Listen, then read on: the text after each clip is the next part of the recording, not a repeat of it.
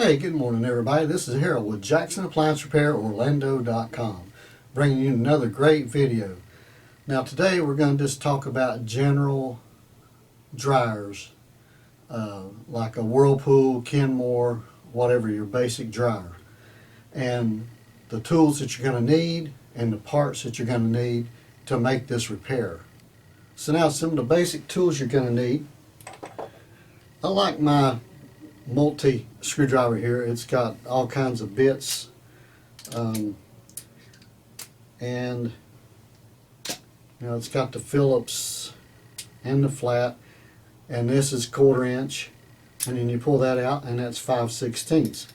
So one tool does a whole lot of things, so you might want to consider getting yourself one of those. Also, sometimes you just want to have a nut driver. 1/4 inch, 5/16 is pretty popular with most dryers, and those are the sizes that you're going to use. The newer dryers have a lot of star bits on them, so you're going to need a security screwdriver star bit to do that with. And you can pick those up at your local store. Another thing you're going to need is a good flashlight. So make sure you have a good flashlight. I like that one. I also have this one that's got a battery on it. It's pretty bright, and you can just stick it inside the dryer or on it wherever you want to work on it at. So, and then another tool that you're going to need is your multimeter. So make sure you got one. Make sure the batteries are good and ready to go, and that's what you need. So now we're going to be talking about a basic dryer. And believe it or not, no matter how much money you spend, this is going to be the basic components in most dryers. And the most problem that people have is no heat.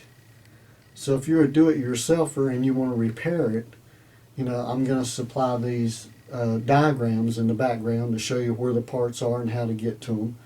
And now I'm going to show you how to test them.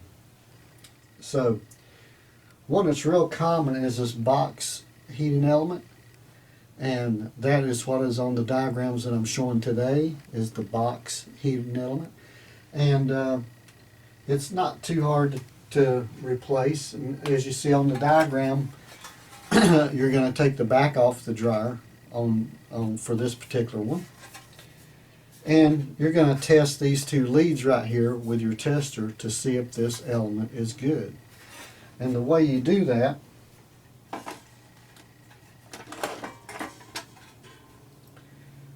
is you set your meter to continuity down here. I hope you can see that, but right there. You just turn it, and mine has a 1 on it. So to test your meter, you just take these two leads and you touch them together, and you'll see it. Mine beeps and it goes to zeros. So we're going to test this heating element. So to test it, you just put a lead on each one of these, and I'm going to use some little jumper wires here as helpers. Something else you can get at your local hardware store, Harbor Freight or Lowe's or Home Depot or whatever. Get you some little clips with some little alligator clips on them. It's like having another hand. So for this demonstration, if it's already hooked up to your dryer, you can just put the leads on there and test it. But I'm here by myself doing this, so I need a little helping hand here. So I'm going to put these alligator clips on here, just like that. And now I'm going to connect them to my leads on my tester. So now you see I got the leads on the heating element, and it's gone to 0. So when I remove one, it goes off. So you know the heating element is good. Another way is if you have the heating element out and you can check the coils to see if there's a break in it, then that's another telltale sign that it's not working properly.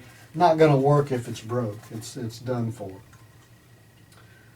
Another Whirlpool,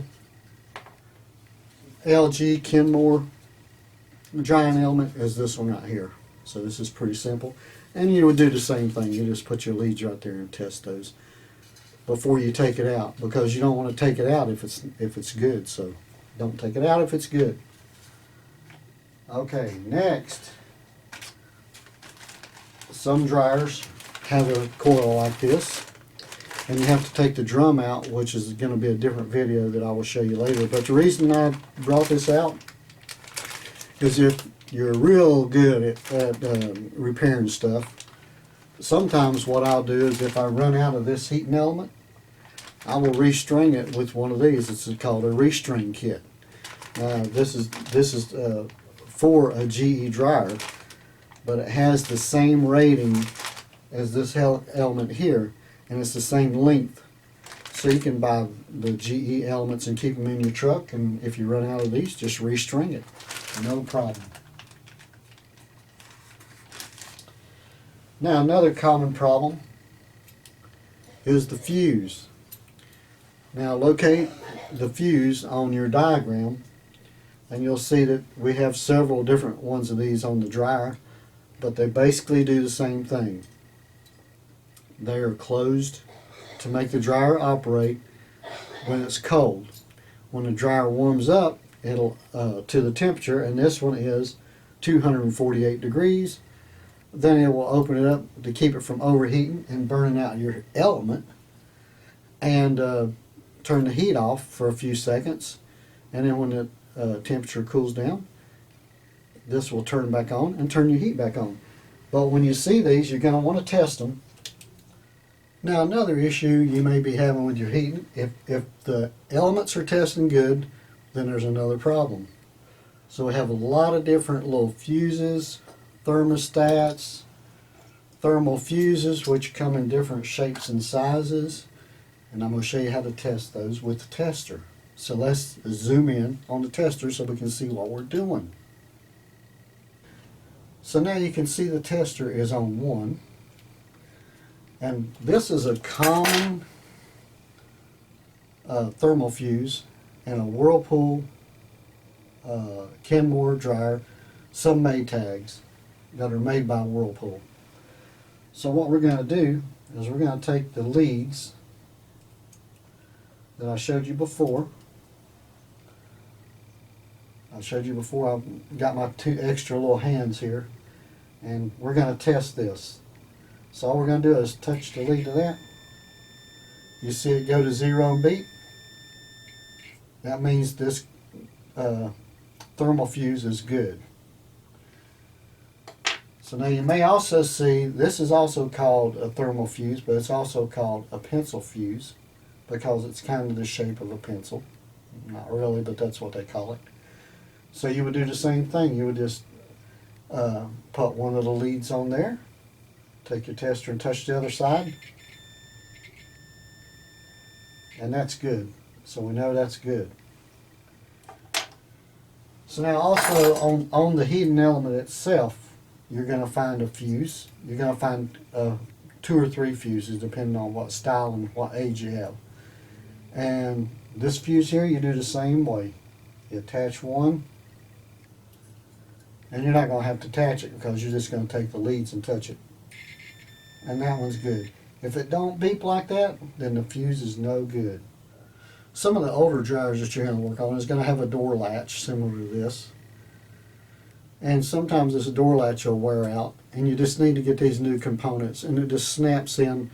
This one goes in the door, this one goes on the body of the dryer, and it just snaps in to hold the door shut. If it's not holding the door shut good, the door switch won't work and won't let your dryer work. And I'll have another video on that one at a later date.